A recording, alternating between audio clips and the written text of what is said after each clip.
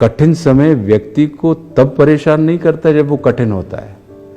कठिन समय व्यक्ति को तब तकलीफ देता है जब संसार को पता लग जाए कि इस व्यक्ति का समय कठिन है, जो हमारे अपने मन का है। सच्ची स्वतंत्रता यही है कि जब व्यक्ति को अपने मन के मुताबिक काम करने का अवसर मिल जाए, व्यक्ति को सफल होने का भी अधिकार हो और व्यक्ति को असफल होने का भी अधिकार हो। मैं 2002 तक लगातार 3-3, 4-4 शिफ्टों में मैं काम करता था।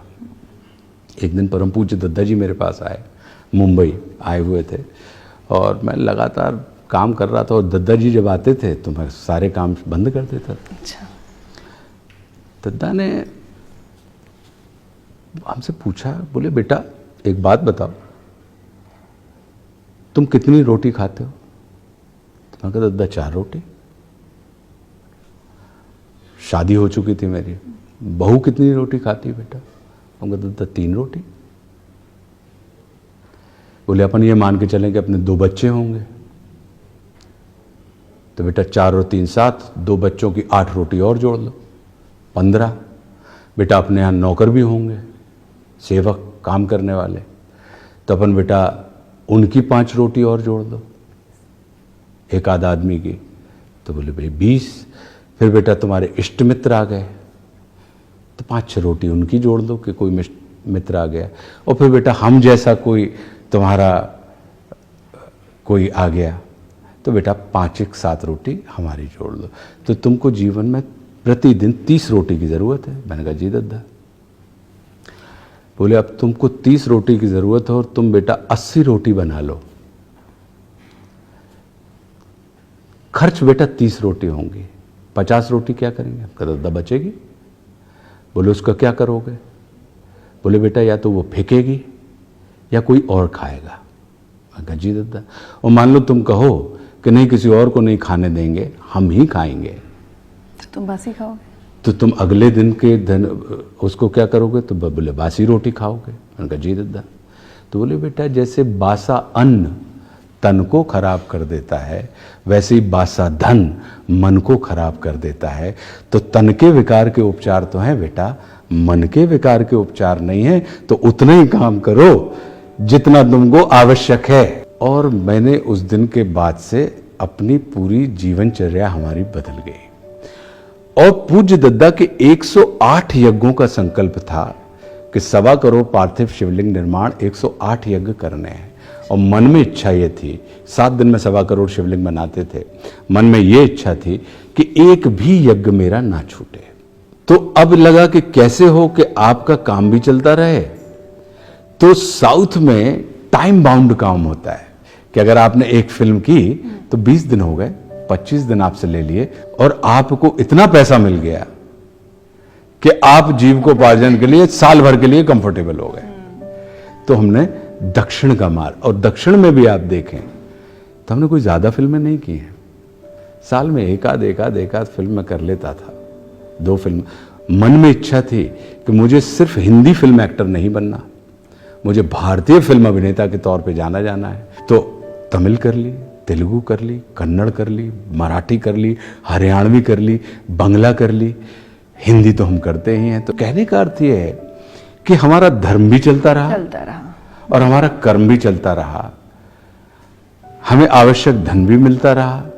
हमारा परिवार बड़ा संतोषी परिवार है। हम दोनों पति पत्नी जो हैं वो काम हम इसमें विश्वास नहीं रखते कि आप कितने बड़े मकान में रहते हैं।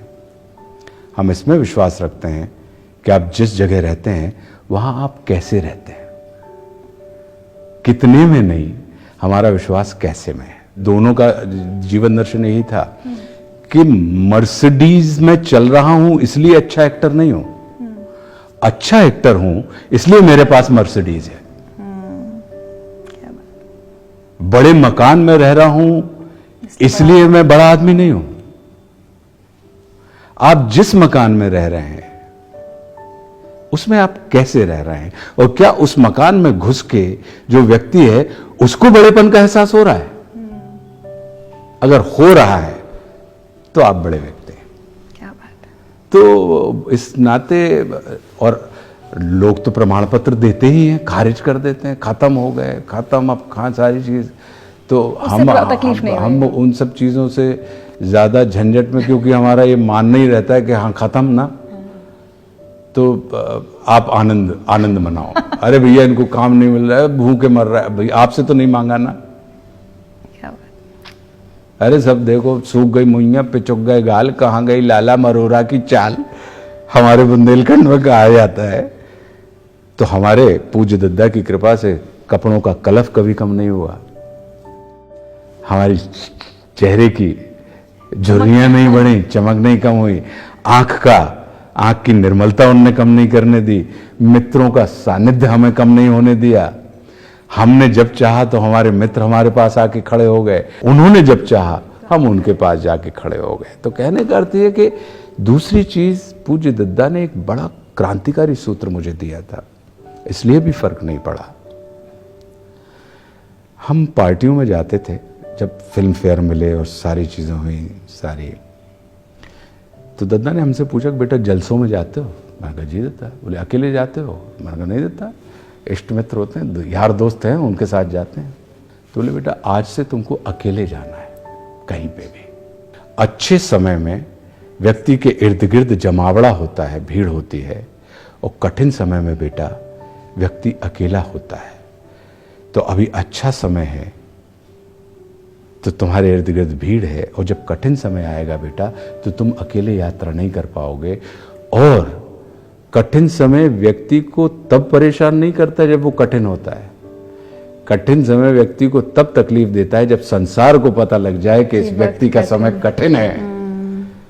तो बोले बेटा अच्छे समय में जब अपन अकेले जाएंगे, और कठिन में तो अकेले जाना ही है, तो लोगों को पता नहीं लगेगा बेटा, तुम्हारे अलावा किसी को पता नहीं होगा कि समय कठिन है या नहीं है। क्योंकि लोग कहेंगे कि भैया तो अकेले में भी, अच्छे समय में भी अकेला आता था ये आदमी, और अभी भी अकेला है, तो इसका समय अच्छा चल रहा है या बुरा चल रहा है, इसकी जानकारी संसार को नहीं होगी। और संसार को नहीं होगी तो तुम जिंदगी में कभी भी अपने आप को पराजित महसूस नहीं करोगे।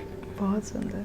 तो वो जो सूत्र था, तो इस वजह से भी हमारे जीवन में कभी वो अड़चन, अभी भी बीच बीच में जब मुझे लगता है कि मैं निर्भर हो रहा हूं, तो अचानक मैं अपनी उन निर्भरताओं को छोड़ देता हूं और अकेला रिजुवनेट करते हैं अपने आप को। हम वो काम कर रहे हैं जो हमारे अपने मन का है।